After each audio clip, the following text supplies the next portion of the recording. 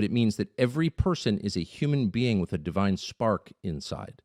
That is the core assumption of Christianity. And it was obvious when you watch Charlie Kirk that he believed that. Only someone who appreciates the person he's speaking to as an actual human being could speak that way.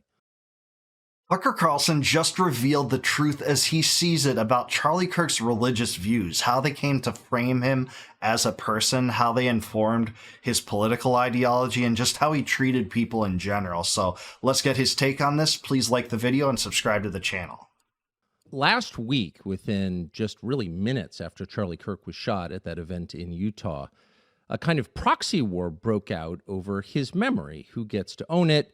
Who gets to use it? While the rest of us were still reeling in shock, trying to figure out what happened, a ton of people appeared online, not just in this country, to tell you exactly what happened, exactly what it meant, and exactly what we should do next. And you can see why. With this level of emotion, rage, and grief in the air, it's pretty wise to leverage that much energy. It's almost like nuclear power. It can be used for good or bad. And a lot of people wanted to use it. There's no question about that. So they begin telling you, Charlie died for this, he lived for this, and he died for that. So the crazier reaches of the left, it was Charlie was a Nazi. And the lesson is Nazis get killed. It makes sense. He was a bad guy who got what he deserved. And a lot of them said that out loud. Certain parts of the right immediately told you that actually this was about something completely different. You know, Charlie died for Israel. Many began to say the prime minister of Israel said that, and so did a lot of other people. Charlie was a defender of Israel, which he was, by the way, and therefore he died for that cause. But none of these explanations, all self-serving, are really satisfactory. They don't capture who Charlie Kirk was, and on some basic level, they're dishonest. Yeah, that's one of the things I noticed that I disdain so much about this story is that there were so many preconceived, pre-manufactured narratives from people on all sides of the political aisle, specifically because they thought that they could use that angle to propagandize people to giving power to the state to weaponize it against their enemies. On the left, you know, there were people that were celebrating this death, saying it was great, and that the shooter, he had to have been a Groyper or a Trump supporter or something like that.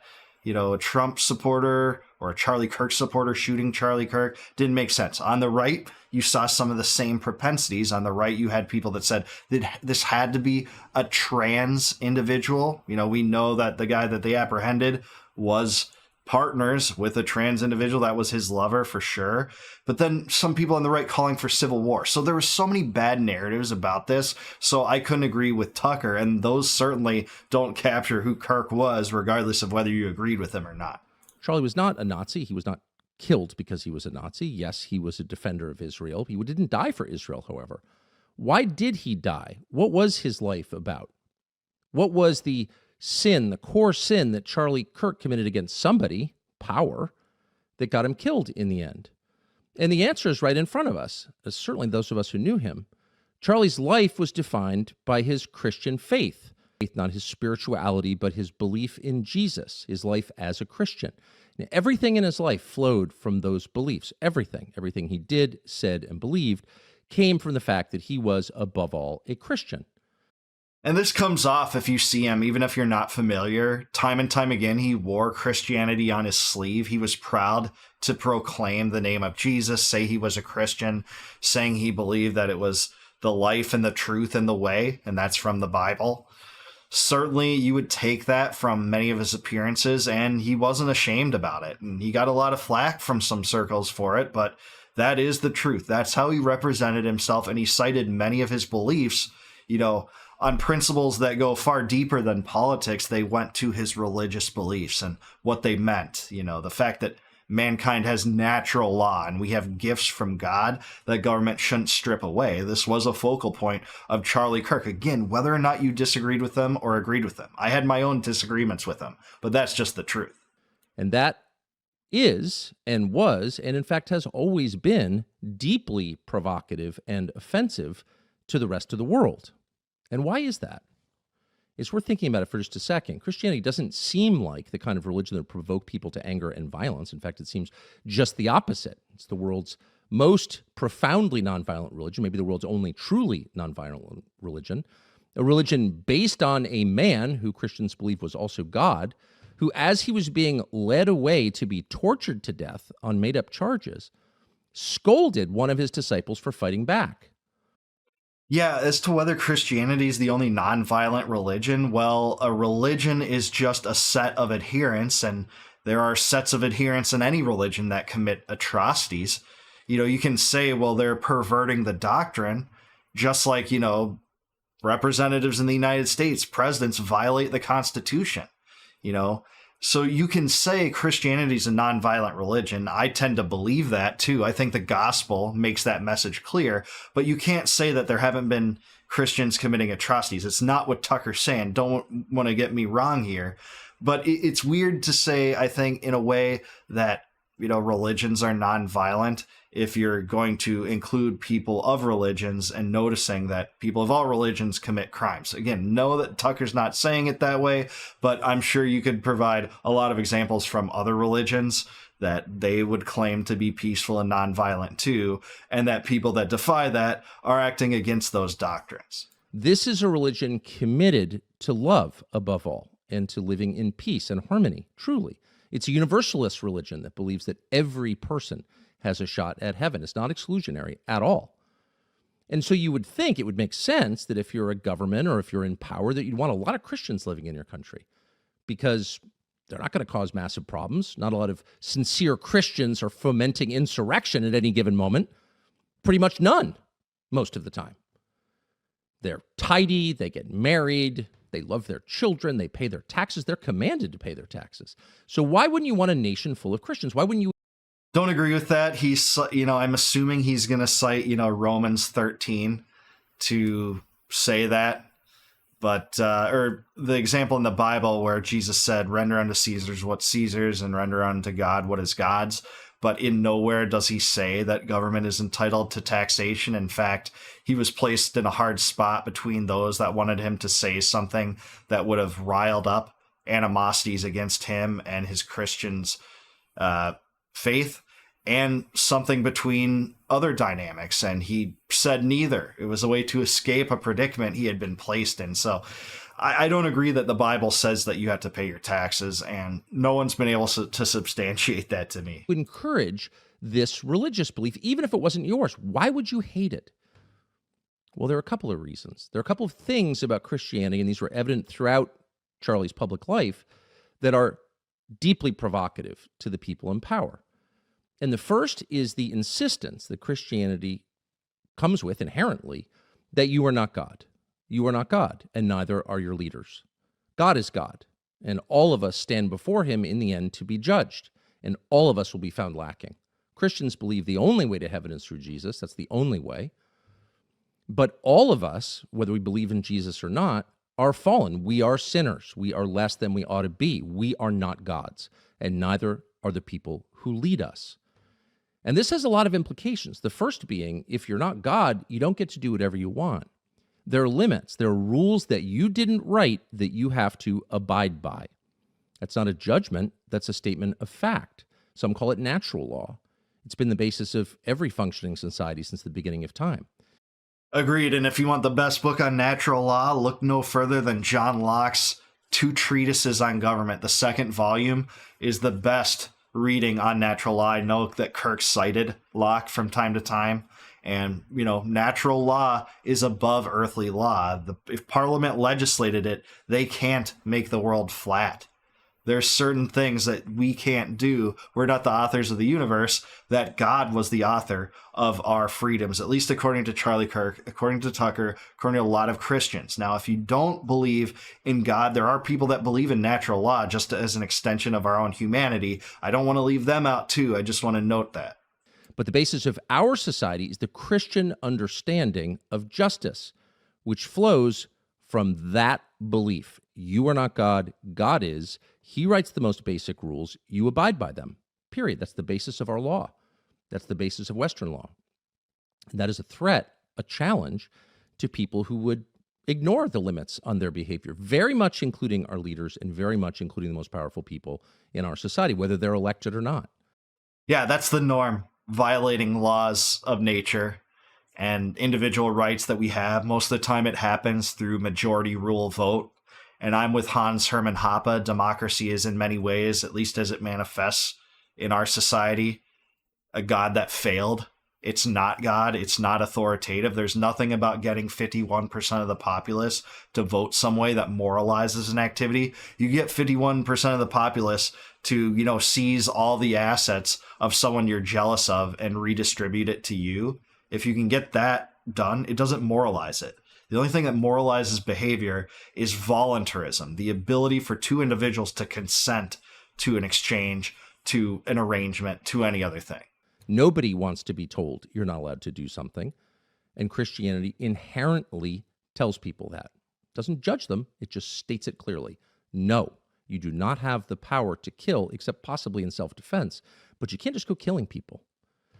And you can't go killing people because, and this is the second thing about Christianity that tends to set the teeth of the powerful on edge, Christianity insists that every human being is created by God. Every single one. And that means that every human being has a soul, a distinct, unique soul created by God. It is, once again, the only true universalist faith there is. And the New Testament is the story of this, an underread collection of books. That is not the story of the Old Testament. It is very much the story of the New Testament. In the New Testament, all people are God's chosen, every single one. And the story itself makes that point. Yeah, Christ fulfilled the old law. He didn't abolish it, he fulfilled it. And now under the new covenant, all people have the ability to follow Christ and receive salvation for it. None of us are deserving of it under these tenets because mankind is fallen. We sin. Everyone does it. Even Christians do sin, but becoming a Christian means you set your life in a different direction and you don't fall for the follies of your past. You do your best to steer clear from them, even though to some extent it's unavoidable, but you have to make penance for it. That is the root idea behind this. The founder of most Christian churches in the early Near East was a former Pharisee, a Jew who was in charge of killing Christians, until he famously met Jesus on the road to Damascus. His name was Saul. It became Paul, and he is the most prolific author in the New Testament and the basis of a lot of Christian theology. And his life tells the story. People can change, no matter what they look like, no matter what they previously believed, no matter where they're from, no matter what language they speak, because they are created by God. And every person, every single person, whether you like them or their relatives or the way they look or not, has that chance because all were created by God and all were loved by God. Yeah, man, I'm so glad he used this example. And if you watch this channel, I make reference to Paul all the time and a redemption arc, something that proves that anyone can obtain salvation, whether they're Jew or Gentile. That's what the New Testament was about. And that was pretty radical to the Pharisees. The idea that there wasn't, this chosen group on the basis of ethnicity anymore, on the basis of those that were part of that nation, the Jewish people. And a lot of people in the Bible cite like this covenant with Abram, where he's saying that, curse those who curse you and bless those who bless you. They insert Israel there when Israel didn't exist, even the classical kingdom of Israel. There weren't any Jews. There wasn't Israelis whatsoever at that time. Some of the descendants of Abram, later Abraham, were Jews, but that's not what the passage says. So, the gospel belongs to all. That's a message of the Bible. That is the basis of Christianity. That's the Christian story. And so a sincere Christian proceeds with that belief. There is no tribalism in Christianity. There is no identity politics. It's the opposite. You may prefer to be with people who look like you. That's fine. But God doesn't prefer to be with people who look like you. God prefers to be with all people because he created all people. He's the God of the universe, not just of the people you like. That's true, although I hate to say there is a lot of tribalism in Christianity. How many denominations are there with vastly different views and things like that? But I get the point he's getting at. It's not supposed to be that way. There is supposed to be a defined standard by which we live, how we worship, how we treat others, etc. I won't delve into all those differences here, but I hate to say there are some elements of a lot of different forms and flavors of Christianity that are extremely tribal. And if you think politics is, bitter and full of animus, just debate theology amongst Christians of different sects. Go to those forums, you'll see what I mean. And that, again, has massive implications for the way that sincere Christians live and for the way that Charlie Kirk lived his life. And the first is, if other people have souls, if they, like you, were created by God, then they have freedom of conscience. You can tell them what they ought to think, but you can't make them. You can tell them what they ought to say, but you can't force them. Christianity does not convert by the sword. It can't. It requires free will, and it requires free will because it respects the individual conscience emanating from the distinct soul of every human being. Couldn't agree more. It's based on voluntarism, and we have that choice. There are some people that believe in, predestinationism, the idea that, God picked the people that will be saved, and, there's no way to change that, but I don't believe that. That's Calvinism, and Calvinistic beliefs are derived from that core. But yeah, I'm with Tucker here. And that is why in the West, which is based on Christianity, our civilization is a Christian civilization, tattered though it currently is. Collective punishment, hurting people for the sins of their relatives, is unthinkable. It's a crime because each person will stand alone as he was made before God. And every person is equal before God, fundamentally. Doesn't mean each person is equal in his ability. It doesn't mean each person is equal in the choices he makes. Of course not. But it means that every person is a human being with a divine spark inside. Yeah, I'm glad he made that distinction because we're not supposed to ascribe equality in regard to equal outcomes or equal abilities, equal skill sets, equal moral culpability for evils. For instance, comparing Ted Bundy to a young child, you'd see an obvious moral difference between those two. But at the same time, we are equal before God in the sense that we can all obtain salvation through Christ. That's the idea here. I'm really glad he made that distinction. That is the core assumption of Christianity. And it was obvious when you watch Charlie Kirk that he believed that. Charlie's been famously quoted for the last couple of days saying he abhors anti-Semitism. That is absolutely right. And he did. He said that in public, and he said it very often in private. He meant it, too. But he abhorred racism and bigotry on the basis of genetics of all kinds because he was a Christian. And he believed that God created each person. Now, why is this a problem for temporal authorities? Why is it a problem for the people in power? Because once again, it circumscribes what they can do. It sets a limit on their powers. If God created each person, including the infuriating, annoying, disastrously wrong person I'm talking to, then I can't force him to repeat my creed. I'm not in charge of his conscience. Only he is. And that is a limit. So when Charlie Kirk said, I believe in free speech, he didn't simply believe in free speech because it was in the Bill of Rights. He understood that it was in the Bill of Rights because it's in the New Testament. He understood that's a right that comes from God, bestowed on all of us at birth. And he felt his job, his duty, was not simply to protect it, but to live it. That's right. And what Tucker said about collective punishment, I think, is so right, too. But that should dispel some of the terrible responses to this tragedy, by the way, with Alex Jones getting there the day after saying that the Democrats killed Charlie Kirk, the left has killed Charlie Kirk. That's collective guilt association. That's trying to say that, a huge swath of the populace is responsible for this death. That's the worst message you can possibly bring. That will pit neighbor against neighbor when the vile nature of this crime was confined to this kid or a very small group of collaborators. We don't have all the details, I don't think, yet, but certainly just this kid and maybe some others. Who knows who was involved? We talked about that in other videos. It's not to ascribe that atrocity to the entire left. Same thing when it comes to the left doing this to the right. Calling people insurrectionists. The entire MAGA movement for favoring Trump, you're an insurrectionist now.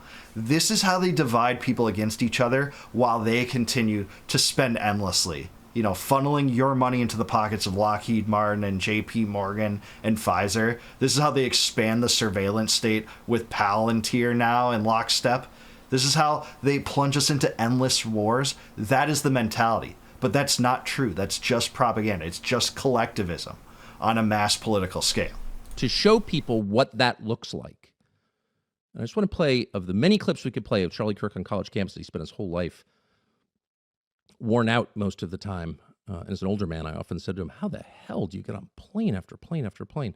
But he felt an evangelical duty, small e evangelical duty, to do it, to get out there and talk to people. Why? Not simply to build a coalition or get this or that person elected, but because he believed as a Christian that convincing people voluntarily with words, in the beginning was the Word, and the Word was with God, and the Word was God. So the Gospel of John begins. Words are the key to winning people's minds and their souls. And he really meant this. He wasn't just repeating the words. He meant it. And it was obvious in the way that he interacted with people who disagreed with him and people who hated him. Here's one clip that tells part of the story.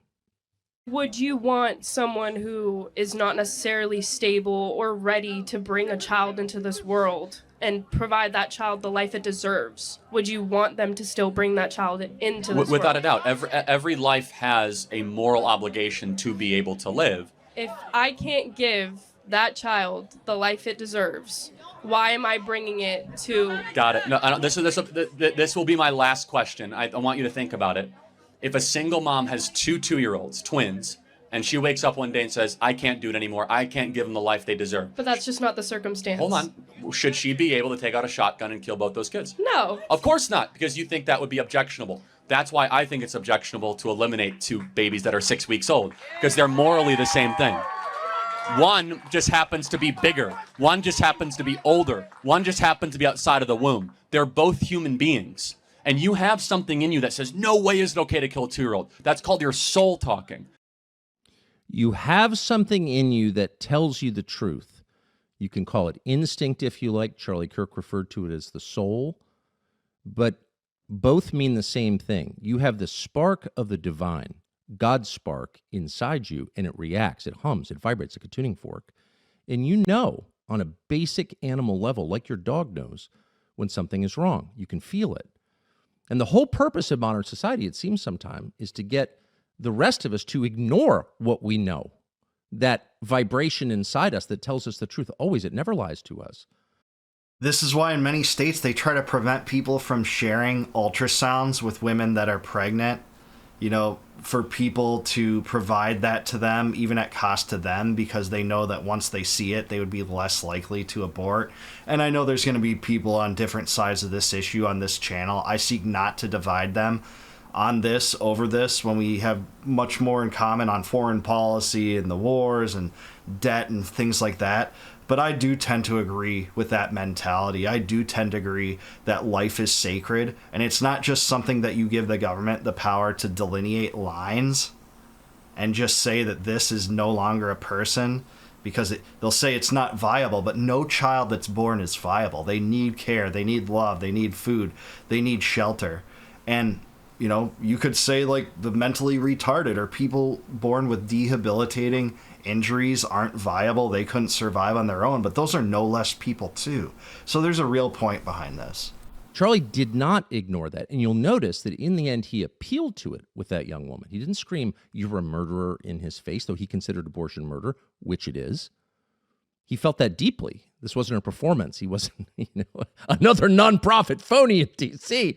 feigning outrage about something. He really believed that taking innocent life was wrong in the womb or in crowded cities, anywhere. He thought it was wrong because his faith tells him it's wrong and because his conscience confirms that belief. And so does yours, and so did hers. So did all of ours. We know when something is wrong. And the people above us shouted us, "No, really, there's an explanation for it. That's just your superego barking at you." No. You know in your heart, deep inside, what every person has known, and that is the murder of innocence is a crime. It's a moral crime. And that's why I think there's so many hypocrites on the right that are just willing to lean into this Israel first narrative that this administration wants to put forward. It's not that different from Biden in many ways, being so beholden to the Israel lobby and looking the other way about the genocide in Gaza. You're going to just ignore that and then attend a pro-life rally the next day, preaching the pro-life message about children in the womb, but not children in Gaza. That's Hamas. That's Hamas's fault. That literally is what a large amount of Zionists believe. And I think that is so pernicious and hypocritical and wrong-headed. And it's something that I'll expose just as much as I'll expose any other thing in this channel. And if there's one message that you take away from this video, if you're watching me, maybe you're a newer viewer, it's that we don't accept that someone can be pro-life and support the endless wars across the world, bankrolled by the US taxpayer, on behalf of Israel, and support what Israel's doing in Gaza in any way imaginable, and let them get away with it with excuses, look the other way, and not even try to use US leverage to stop it. And that girl knew it. And in the end, that was Charlie's appeal.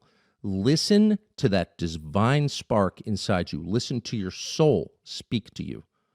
Turn off the music, get off the drugs, push the distractions, which it's hard to believe aren't actually designed to crowd out that humming inside us. And be still for a moment and accept what you already know, what you were born knowing. Listen to that. Only someone who appreciates the person he's speaking to as an actual human being could speak that way. Notice how rare that is. Yeah, it is rare, and Charlie represented that. There's a lot of people that had a lot of problems, took a lot of issue with things he said, don't think he represented certain things right, on George Floyd or the trans activists and things like that. But he really did believe in free speech, and say what you want about Charlie Kirk, man. Right or wrong, he really did believe it. He really did believe that the big societal issues that are pertinent to us, that are relevant to us, that can change our world one way or the other should be debated openly and honestly. He had those debates. He had those debates with people that absolutely hated him in many cases. He had those debates standing strong and firm, sometimes being very adamant and loud about his beliefs, but always letting someone take the microphone against me. Meet me here so that we don't fight over there. That's what his mantra was. That's what his message was. And it was rooted in religious faith. Again, I've shared a lot of what I don't agree with Charlie on tariffs, on, being a China hawk, doubling down on the genocide in Gaza, saying that the pictures coming out of there were all lies. It was Hamas propaganda, saying no starvation took place in Gaza. That's what he did on July 29th in a video he posted on Twitter. But all those things notwithstanding, he did wear Jesus Christ on his sleeve. He proclaimed his name proudly to audiences that wouldn't receive that well necessarily. And he met his end doing what he was best at, and that's what he did.